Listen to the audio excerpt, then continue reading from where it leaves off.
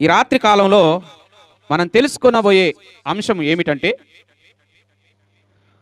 తూర్పు దేశపు జ్ఞానులు దారి తప్పిపోయారా, లేకపోతే దేవుడే వారిని దారి తప్పించాడా? తూర్పు దేశపు జ్ఞానులు దారి తప్పిపోయారా, లేకపోతే దేవుడే వారిని దారి తప్పించిండా? కొంతమంది ఏమంటారంటే, ఒక బోధకుడు బోధిస్తుంటే నేను విన్నాను, ఒకతను తూర్పు దేశపు జ్ఞానులు వారు జ్ఞానులు కాదు అజ్ఞానులు అని ఒక బోధకుడు అంటాడు. ఒక సేవకుడు చెప్తుంటే నేను విన్నాను. ఏమని? తూర్పు దేశపు జ్ఞానులు జ్ఞానులు కాదు, వారు ఎవరట? వారు అజ్ఞానులు. ఎందుకంటే వారు దారి తప్పిపోయారు కాబట్టి జ్ఞానులు కాదు అని కొంతమంది సేవకులు బోధిస్తుంటే నేను విన్నాను. విన్న తర్వాతకి నేను దాన్ని ఆలోచన చేయడం ప్రారంభించాను. నిజమే కదా, తూర్పు దేశపు జ్ఞానులు దారి తప్పారు. వీరు జ్ఞానులా అజ్ఞానులా అని ఒక మంచి ఎడ్యుకేటెడ్ పర్సన్, వాళ్ళు జ్ఞానులు కాదు వారు అజ్ఞానులు అని చెప్తుంటే నేను ఇన్ని పరిశాన్ అయిపోయాను. ఇదేంటి? దేవుడు పరిశుద్ధాత్ముడు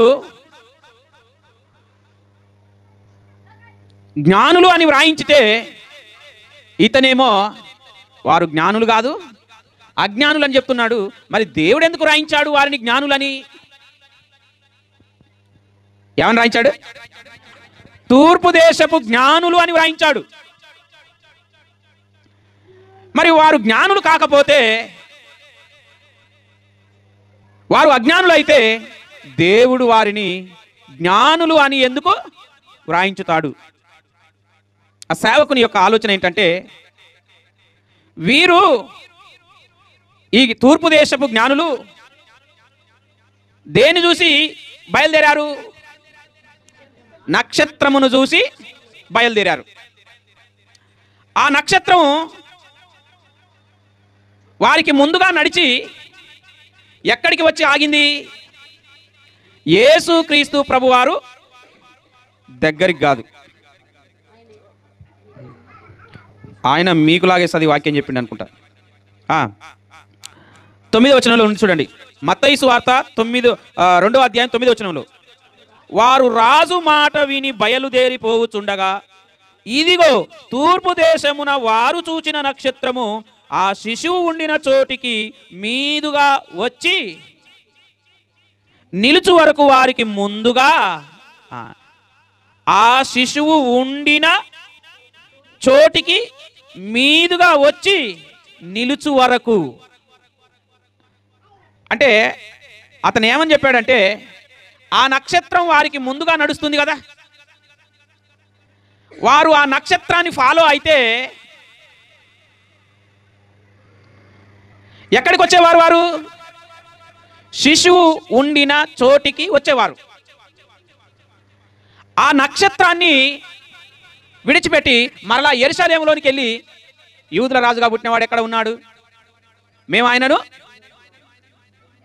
పూజింపవచ్చాము అని యెరూషలేములోని ప్రజలను, యెరూషలేములో ఉన్న హెరోదు రాజును అడగడం అవసరమా? కాబట్టి వీరు జ్ఞానులు కాదు. జ్ఞానం ఎక్కడ ఉందా?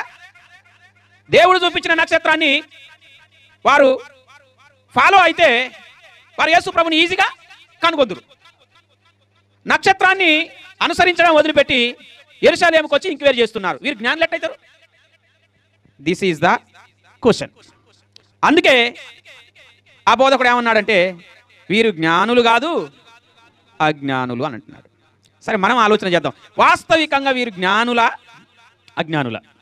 మనం ఆలోచన చేద్దాం. వాస్తవికంగా వీరు జ్ఞానులా అజ్ఞానులా? ఆలోచన చేద్దాం. మత్తయి సువార్తలోనే 2వ అధ్యాయం 1వ వచనం నుంచి ఆలోచన చేస్తే, రాజైన హేరోదు దినముల యందు యూదయా దేశపు బెత్లెహేములో యేసు పుట్టిన పిమ్మట ఇదిగో తూర్పు దేశపు జ్ఞానులు యెరూషలేమునకు వచ్చి, యూదుల రాజుగా పుట్టినవాడెక్కడ ఉన్నాడు? తూర్పు దిక్కున మేము ఆయన నక్షత్రము చూచి ఆయనను పూజింపవచ్చితిమని చెప్పిరి.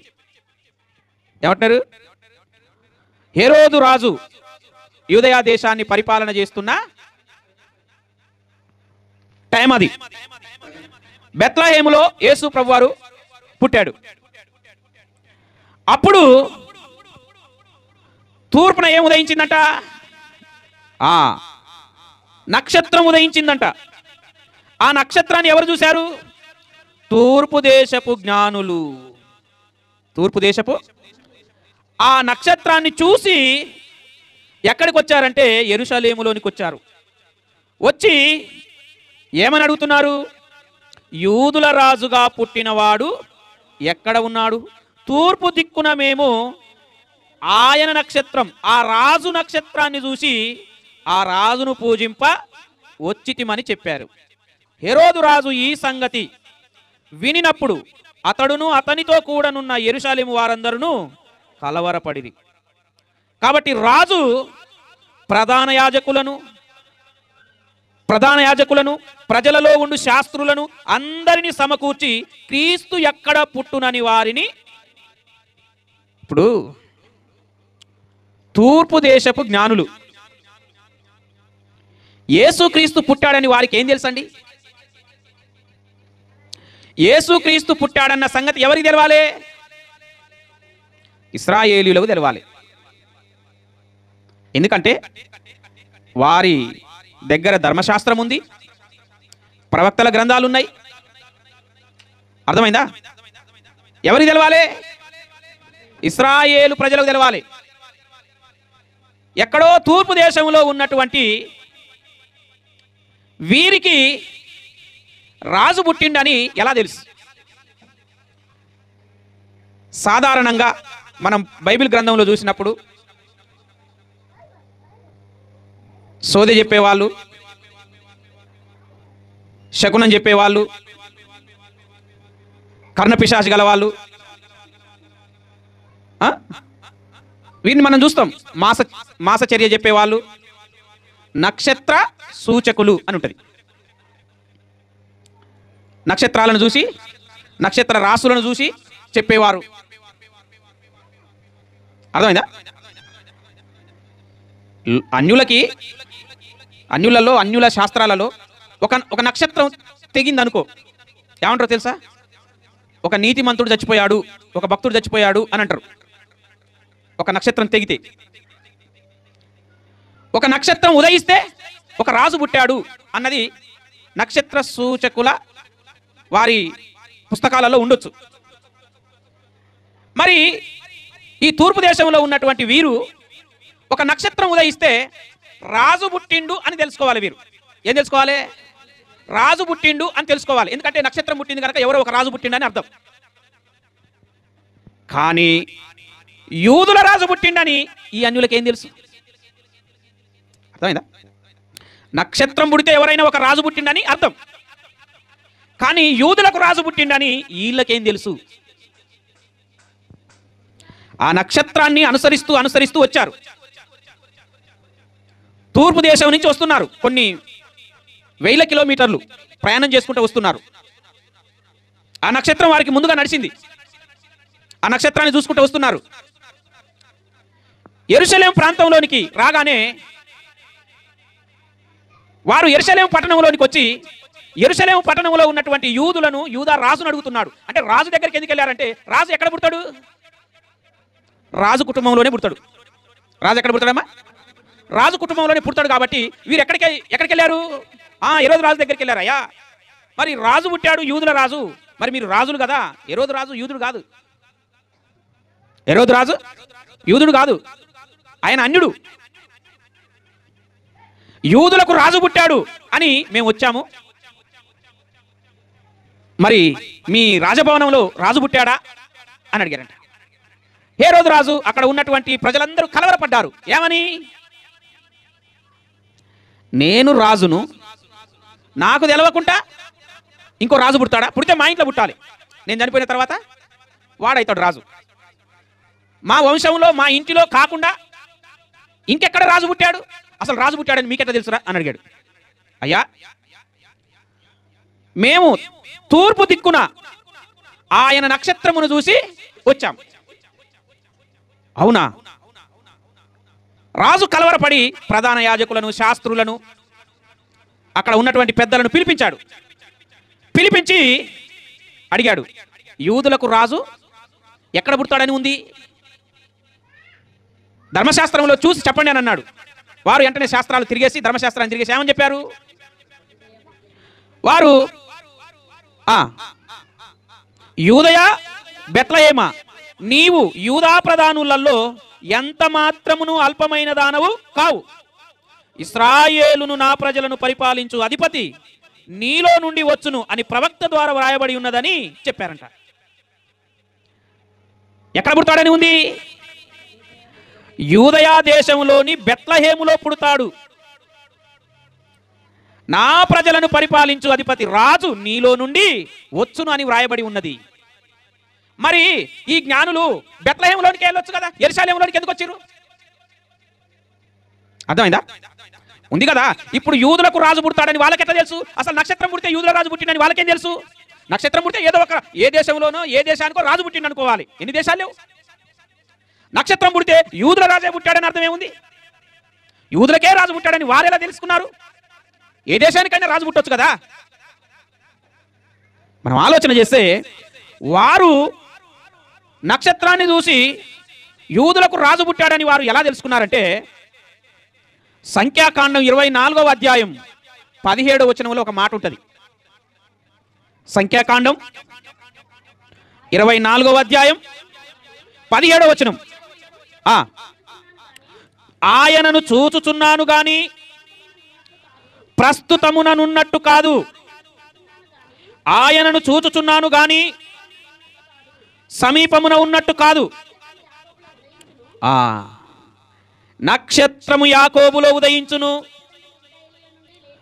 రాజదండము, రాజు పరిపాలించే రాజదండం, రాజు ఇశ్రాయేలీయులలో నుండి లేచును, అది మోయాబు ప్రాంతములను కొట్టును, కలహావీరులనందరినీ.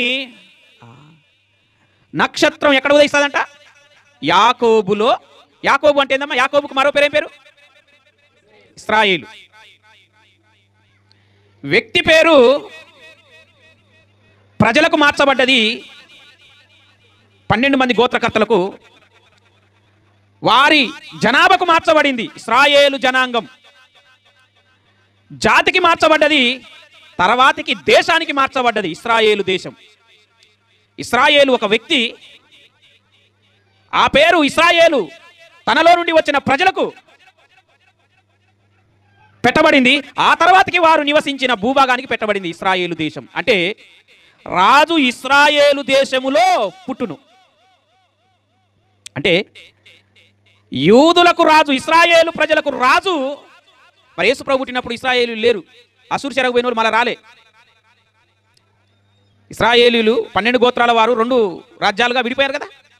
ఒక భాగం ఇశ్రాయేలీలు, రెండవ భాగం యూదులు. ఇశ్రాయేలీలు అసూరుకు పోయినరు, మళ్ళీ వచ్చిన వాళ్ళు ఏమైపోయారు తెలియదు.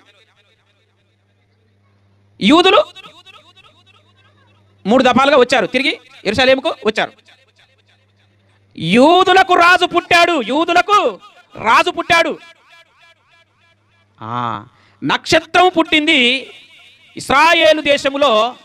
మేము తూర్పు దిక్కున ఆ నక్షత్రాన్ని చూసి యూదులకు రాజు పుట్టాడని వచ్చాము. అంటే వారు ఏం చదివి ఉండాలి? ధర్మశాస్త్రాన్ని చదివి ఉండాలి. ఏం చదివి ఉండాలి వారు? అది అంటే ధర్మశాస్త్రం ఎప్పుడో వ్రాయబడింది. అర్థమైందా? మోషే కాలంలో ధర్మశాస్త్రం వ్రాయబడింది. అంటే వీరు దేన్ని బట్టి యూదులకు రాజు పుట్టాడని డిసైడ్ అయ్యారు? ఈ ప్రవచనాన్ని బట్టి, ధర్మశాస్త్ర గ్రంథంలో వ్రాయబడి ఉన్న ఈ వాక్య భాగాన్ని బట్టి వారు ఏమని డిసైడ్ అయ్యారు? యూదులకు రాజు పుట్టాడని ధర్మశాస్త్రంలో ఉంది. కాబట్టి నక్షత్రం ఇశ్రాయేలులో ఉదయించిందంటే యూదులకు రాజు పుట్టాడని మేము వచ్చాము. కానీ బెత్లెహేములో పుట్టాడని ధర్మశాస్త్రంలో ఉందా? ఏమమ్మా? సరే, యూదులకు రాజు పుట్టాడని యూదా దేశానికి వచ్చాడు. యూదా దేశంలో మరి ఎక్కడ? ఇండియాలో ఒక రాజు పుట్టాడని తెలిసిందనుకో, ఇండియాకి వచ్చారు. ఇండియాలో ఎక్కడ పుట్టాడు? చాలా రాష్ట్రాలు ఉన్నాయి, జిల్లాలు ఉన్నాయి, మండలాలు ఉన్నాయి, ప్రాంతాలు ఉన్నాయి. యూదా దేశంలో యూదులకు రాజు పుట్టిండని యూదా దేశానికి వచ్చాడు. అక్కడ అడుగుతున్నాడు రాజు ఉన్న ప్రాంతానికి వచ్చి. అంటే వారికి జ్ఞానులకు ఏం తెలియదంటే బెత్లహేములో పుట్టాడన్న సంగతి తెలియదు. అంటే బెత్లహేములో పుట్టాడన్న సంగతి ధర్మశాస్త్రంలో రాయబడలేదు. అది ఎక్కడ రాయబడింది?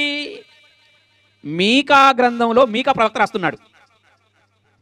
మీకా ప్రవక్త 5వ అధ్యాయం 2వ వచనంలో మీకా గారు రాస్తున్నారు. ఇప్పుడు మనం చదివిన వాక్య భాగాన్ని. బెత్లహేమ ఎఫ్రతా, యూదా వారి కుటుంబములలో నీవు స్వల్ప గ్రామమైనను నా కొరకు ఇశ్రాయేలీయులను ఏలబోవాడు. చూసావా, ఎక్కడి నుంచి వస్తాడంట? బెత్లహేమ్ అనేది ఒక చిన్న కుగ్రామం అయినప్పటికీ ఇశ్రాయేలీయులను పరిపాలించువాడు ఎక్కడి నుంచి వస్తాడంట? బెత్లహేమ్ అనే గ్రామములో నుండి వస్తాడు. అంటే ఇప్పుడు ఈ జ్ఞానులకు ఏం తెలియదు? బెత్లహేములో పుడతాడన్న సంగతి తెలియదు. అంటే వారికి అంటే వారి దగ్గర ఏం లేదంటే మీకా గారు రాసినటువంటి గ్రంథమును గురించిన అవగాహన వారి దగ్గర లేదు.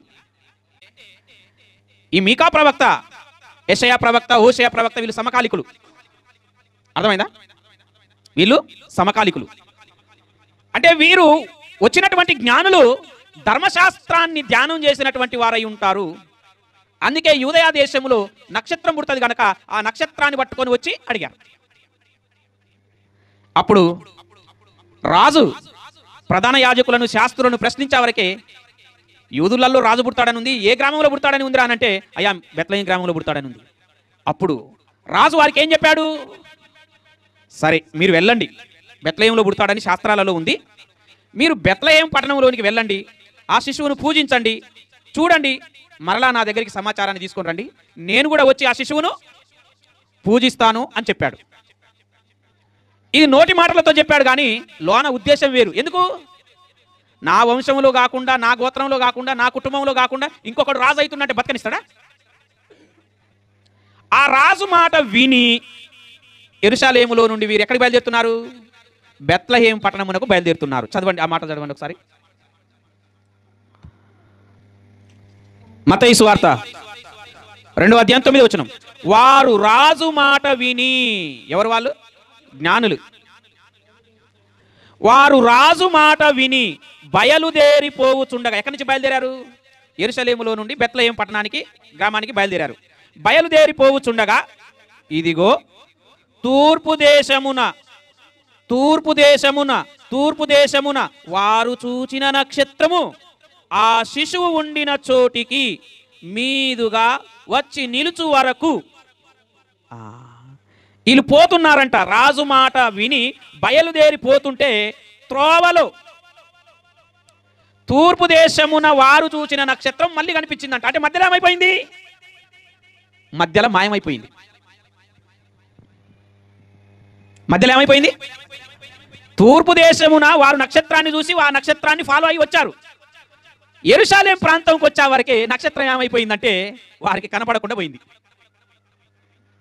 ఎందుకు కనపడకుండా పోయింది? దేవుడే దాన్ని కనపడకుండా చేశాడు. ఎందుకు దేవుడే కనపడకుండా చేశాడు? ఈ వార్త రాజుకు తెలవాలి.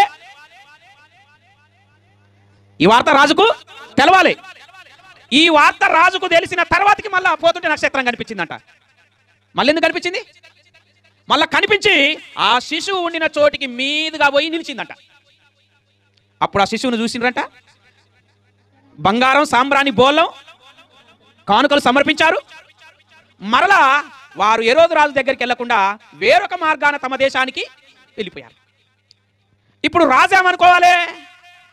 వారం రోజులు చూసిండు, నెల చూసిండు, 2 నెలలు చూసిండు, రావట్లేదు. నేను అట్లా అందాలుగా చెప్తున్నా, వారం రోజులు, నెల రోజులు, 2 నెలలు అని. అందులో లేదు. అర్థమైందా? రాజు చూశాడు కొన్ని దినాలు, చూసేసరికి వీళ్ళు రాలేదు. అప్పుడు జ్ఞానులు మోసం చేశారని రాజు గ్రహించి ఆ నక్షత్రం వారికి కనపడినటువంటి ఆ కాలం, వీరు వచ్చి రాజు దగ్గరికి వచ్చి వెళ్ళిపోయిన కాలాన్ని పరిష్కారముగా తెలుసుకొని యెరూషలేము దాని పరిసర ప్రాంతంలో ఉన్నటువంటి 2 సంవత్సరములు మొదలుకొని తక్కువ వయస్సు గల మగపిల్లలందరూ ఏం చేశాడంట? వధించేశాడు. ఎందుకు? రాజు పుట్టాడని చెప్పారు ఆ జ్ఞానులు. రాజును కనుగొని వెళ్ళిపోయారు. ఆ రాజువాడు నాకు తెలియదు, వాడు ఏడ పుట్టిండు, వాడు ఎదుగుతున్నాడు, ఎక్కడ ఎదుగుతున్నాడు, వాడు ఎదిగినాక సింహాసనం మీదకి వస్తాడు, వాడు ఎదగకూడదు, చనిపోవాలి. అందుకోసమే అక్కడ ఉన్న 2 సంవత్సరాల లోపు గల పిల్లలందరినీ, యెరూషలేము పరిసర ప్రాంతంలో ఉన్న వారందరినీ వధించేశాడు. అప్పుడు ఏం జరిగింది? ఆ పరిసర ప్రాంతంలో రామాలో అంగలార్పు వినబడెను, ఏడ్పును మహారోదన ధ్వనియు కలిగెను. రాహేలు తన పిల్లల విషయమై ఏడ్చుచు వారు లేనందున ఓదార్పు పొందనొల్లకై ఉండెను అని ప్రవక్త అయిన ఇర్మియా ద్వారా చెప్పబడిన వాక్యము అది. ఇప్పుడు మీకు అర్థమైందా? ఆ జ్ఞానులు, తూర్పు దేశపు జ్ఞానులు ఆ నక్షత్రాన్ని చూసి వచ్చారు. యెరూషలేముకు వచ్చిన తర్వాతకి ఆ నక్షత్రం కనుమరుగైపోయింది. రాజు దగ్గరికి ఎందుకు వచ్చారంటే ఈ ప్రవచనం నెరవేరాలి కాబట్టి. అర్థమైందా? ఇప్పుడు ఆ నక్షత్రం వారికి కనిపిస్తే ఆ నక్షత్రం డైరెక్ట్గా యాడికి తీసుకుపోతుంది? యేసు ప్రభు దగ్గరికి తీసుకుపోతుంది. యేసు ప్రభుని చూస్తారు. వీరు బంగారం సాంబ్రాణి బోలం తెచ్చిన కానుకలు సమర్పిస్తారు. వారి మార్గాన వారు వెళ్ళిపోతారు. మరి ఈ ప్రవచనం ఎట్లా నెరవేరాలి? ఆ పరిసర ప్రాంతంలో ఉన్న వాళ్ళందరూ వధింపబడాలా, వధింపబడద్దా?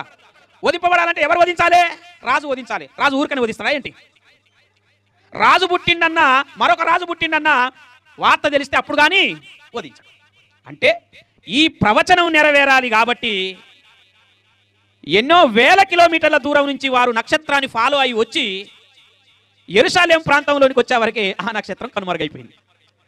కనుమరుగైపోయేసరికి వారు కరెక్ట్గా ఏం భావించి వెళ్ళిపోయారంటే రాజు ఇంట్లోనే పుడతాడని రాజు దగ్గరికి వెళ్ళిపోయారు. అరే నేను రాజునే కానీ మా ఇంట్లో రాజు పుట్టలేదురా అని రాజుకు కలవరం మొదలైంది. ఆ వార్త చెప్పాలి కాబట్టి దేవుడు వాళ్ళతో చెప్పించి మరలా వెళ్ళిపోతుంటే మళ్ళీ ఏం కనిపించిందంట? నక్షత్రం అంతకుముందు ఎందుకు కనిపించలే? అది ఇక వారికి నక్షత్రం కనిపించింది అనుకో, నక్షత్రాన్ని పట్టుకొని వెళ్ళిపోతారు యేసు దగ్గరికి. రాజు దగ్గరికి ఎందుకు వస్తారు? రారు. రాజు దగ్గరికి రాకపోతే రాజు చంపకపోతే ప్రవచనం. వాళ్ళు తిక్కలో రాజు దగ్గరికి రాలే. వీళ్ళు జ్ఞానులా అజ్ఞానులా? జ్ఞానులే. అజ్ఞానులు ఎట్టయితారు? దేవుడు జ్ఞానులు అని రాయించాడు గనక జ్ఞానులే. అర్థమైందా? చూడండి ఇంకొక మాట. కొన్ని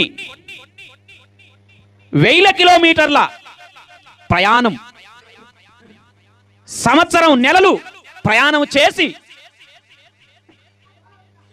జ్ఞానులు ఎవరిని కనుగొన్నారు? యేసుక్రీస్తుని కనుగొన్నారు. రాజు వారి చేత పరిష్కారంగా తెలుసుకున్నప్పుడు ఎన్ని సంవత్సరాలను రాజు గ్రహించాడు?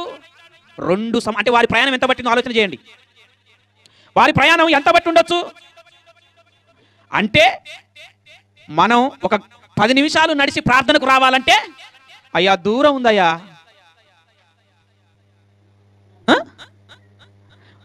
ఆరాధనకు రావాలంటే ఆరాధించవలసిన స్థలం దూరం ఉందయ్యా, బిల్డింగు.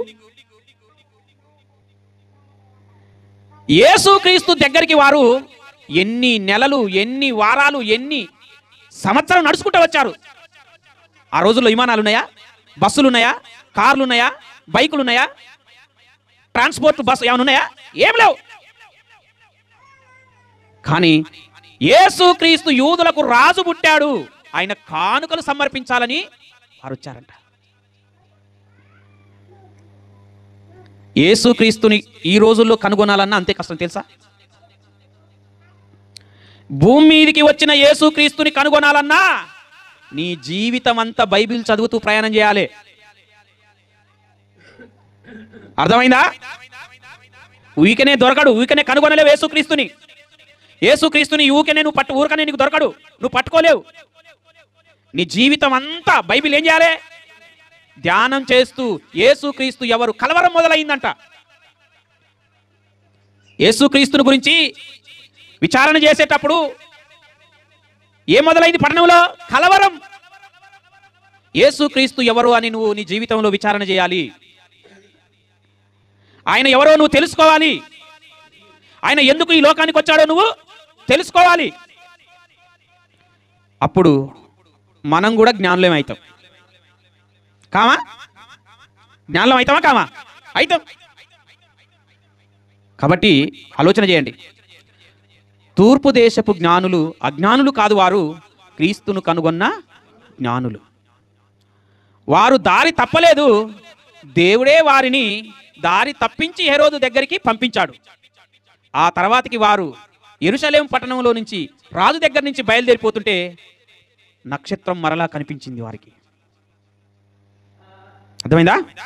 కాబట్టి తూర్పు దేశపు జ్ఞానులు క్రీస్తును కనుగొన్నట్టు ఈ రోజుల్లో బైబిల్లో ఉన్న క్రీస్తును నువ్వు కనుగొనాలి.